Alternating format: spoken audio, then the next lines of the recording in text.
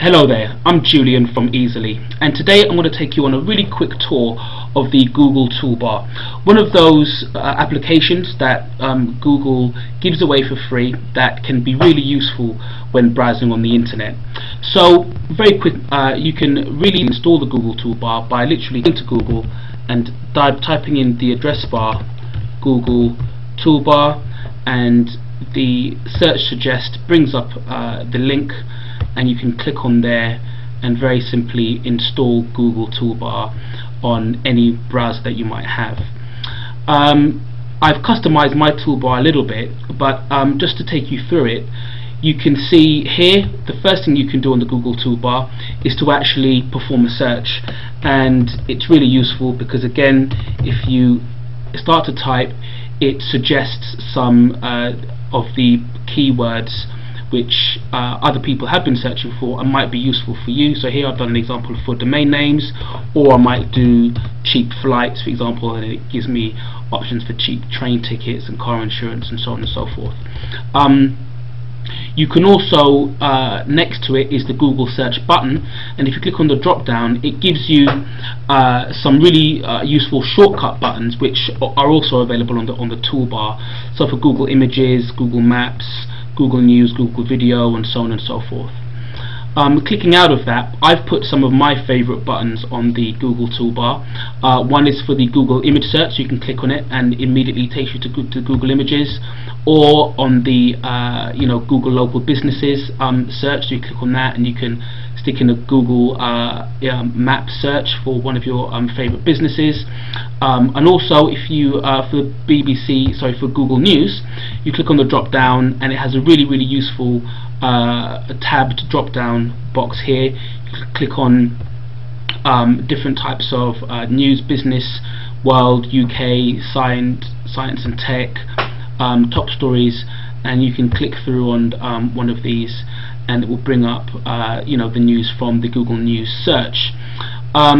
Another really good option here is the Side Wiki, which is a new feature. Google Side Wiki. If you click on it here, what it does is it allows you to see other people's comments on that particular web page. So right now we're on the BBC News, and we've got a number of people here Google users who have logged in, and they've made a comment on that particular page. So what it enables you to do is get an idea about what the website's like, what people's opinions are, before you browse there, which is really quite useful.